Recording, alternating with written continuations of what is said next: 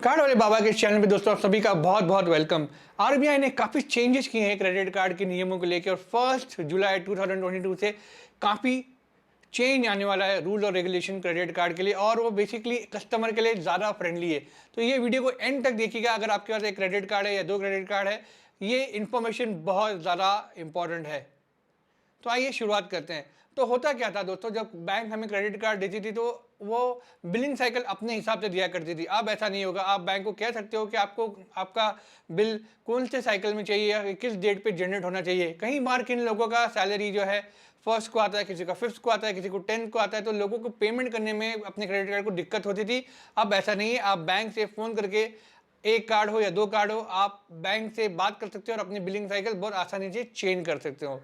आइए अब दूसरी बार बताता हूँ। अब होता क्या था, अगर हमारे कोई भी ट्रांजैक्शन में कुछ प्रॉब्लम होता है, कुछ डिस्प्यूट हमने रेज किया, मान लो 4 ट्रांजैक्शन के, उसमें से एक में कोई डिस्प्यूट था, बैंक ने गलत चार्ज लगा दिया या किसी ने आपके कार्ड पे फ्रॉड ट्रांजैक्शन कर लिया और आपने उसका डिस्प्यूट रेज कर दिया। बैंक अपना टाइम लगाती थी, अपना ओन स्वीट टाइम लगाया करती थी वो डिस्प्यूट को रिजॉल्व करने में, मगर अब ऐसा नहीं होगा।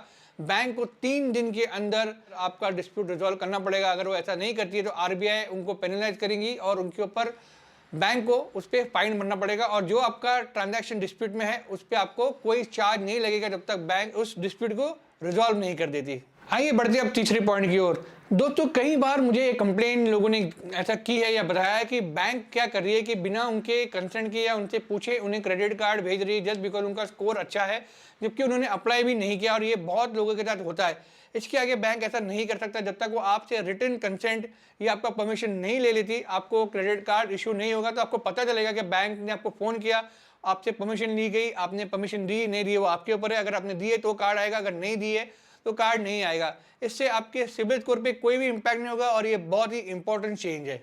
तो आइए बात करते हैं हम फोर्थ पॉइंट की। अब होता क्या था, हमने क्रेडिट कार्ड अप्लाई कर दिया, क्रेडिट कार्ड आ गया, मैंने उसे यूज़ भी नहीं किया, वो पड़ा है मेरे लॉकर में। फिर भी बैंक ने मुझे उस पर ज़बरदस्ती की ज्वाइनिंग फ़ी, ये फ़ी ऐड कर दी, और मुझे वो ज़बरदस्ती अपने फर्स्ट स्टेटमेंट में भरना पड़ता था। अब ऐसा नहीं होगा। जब क्रेडिट कार्ड आ जाएगा विदिन 30 डेज आपको एक ओटीपी आएगा। उस ओटीपी द्वारा आपको अपने क्रेडिट कार्ड को एक्टिवेट करना है। अगर आपने एक्टिवेट नहीं किया तो आपको बैंक जब तक कोई भी ज्वाइनिंग फ़ी नहीं लगा सकती। बैंक आपको 30 डेज बाद एक कॉल करेगी, आपसे पूछेगी कि सर आपको ये कार्ड यूज़ करना है। अगर आप बोलते हैं हाँ मुझे करना है तो ठीक है वो एक्टिवेट होगा। अगर नहीं करना है तो बैंक को 7 दिनों के अंदर वो क्रेडिट कार्ड बंद करना पड़ेगा without charging you any joining fees और एनी काइंड ऑफ फीस, और ये आरबीआई ने बहुत ज़बरदस्त स्टेप उठाया है। तो आइए बढ़ते हैं फिफ्थ पॉइंट की ओर। अब होता क्या था कि हमने क्रेडिट कार्ड अप्लाई किया, मगर काफ़ी बारीक चीज़ें हमें नहीं पता थी, हिडन चार्जेस के बारे में, पेनल्टी के बारे में, फाइन के बारे में, और वो लग लग के हमारे अकाउंट में आती थी, हमें पता नहीं चलता। अब ऐसा नहीं होगा। बैंक के एग्जीक्यूटिव को या बैंक को आपको एक प्रॉपर डॉक्यूमेंट देना पड़ेगा जिसमें सारे charges, hidden charges clearly mention होंगे। फिर आपकी मर्जी है कि आप कार्ड अप्लाई करें या ना करें। और एक बहुत ही ऊंधी चीज़ की आरबीआई ने कि उन्होंने बैंक से कहा है अगर आपने किसी का भी क्रेडिट कार्ड रिजेक्ट किया आपको उसे प्रॉपर रीजन देना पड़ेगा, जैसे कि सिबिल स्कोर की वजह से हुआ है या किसी और की वजह से हुआ है। इसके पहले बैंक क्या करती थी कि आपका कार्ड रिजेक्ट करती थी और कह देती थी कि हमारे इंटरनल पॉलिसीज के आधार पर हमने कार्ड आपका रिजेक्ट किया। अब ऐसा नहीं होगा, उन्हें प्रॉपर प्रिसाइज इंफॉर्मेशन देनी पड़ेगी। ये बहुत अच्छी चीज़ है। अगर आपको मालूम पड़ जाता है कि आपके किस कारण से आपका कार्ड रिजेक्ट हुआ था, आप उसके ऊपर काम कर सकते हो और आप दोबारा एप्लीकेशन देके अपने कार्ड को अप्रूव करा सकते हो। तो हम बात करते हैं अब 6 पॉइंट के बारे में। जब आप कार्ड अप्लाई करोगे तो बैंक आपसे पूछेगा कि आपको अपने क्रेडिट कार्ड के लिए इंश्योरेंस चाहिए, जिससे कि आपकी मदद होगी कल को अगर आपका कार्ड गुम जाता है या चोरी हो जाता है या उस पर फ्रॉड हो जाता है तो इंश्योरेंस उसका पूरा पूरा आपको कवरेज देगी, और ये बहुत अच्छी चीज़ है। तो हम बात करेंगे अब 7 पॉइंट की। दोस्तों प्रॉब्लम बहुत कॉमन है ये। बेसिकली बैंक क्या करती है, आपका जो एग्जिस्टिंग कार्ड है, बेसिक कार्ड है जिसका फी 499 है, वो ज़बरदस्ती उसे अपग्रेड करके आपको एक 2999 या 5000 प्लस जीएसटी का कार्ड भेज देती है, जो आपको ज़बरदस्ती फिर वो भरना पड़ता है। तो बैंक अब ऐसा नहीं कर सकती है, और बहुत से टाइम बैंक आपको अनसॉलिसिटेड कार्ड देती है, मतलब कि आपने कार्ड अप्लाई नहीं किया तो भी आपको बैंक ने कार्ड भेज दिया। अब बैंक ऐसा नहीं कर सकती है। अगर बैंक ने ऐसा किया, मान लो आपका 500 रुपये का कार्ड है, उन्होंने आपको 2000 वाला कार्ड भेज दिया, तो बैंक को 2000 का डबल भरना पड़ेगा एज पेनल्टी, बिकॉज उन्होंने आपकी कंसेंट के बिना आपको वो कार्ड अपग्रेड करके दिया है। तो ये यार तो मजे की बात हो गई है। तो अब बारी थी 8 पॉइंट की। दोस्तों जब आपका क्रेडिट कार्ड कोरियर से डिस्पैच हो जाता है और बीच में अगर किसी ने इसका मिसयूज किया तो चार्जेस आप पे नहीं लगेंगे, वो सारी जिम्मेदारी बैंक की होगी।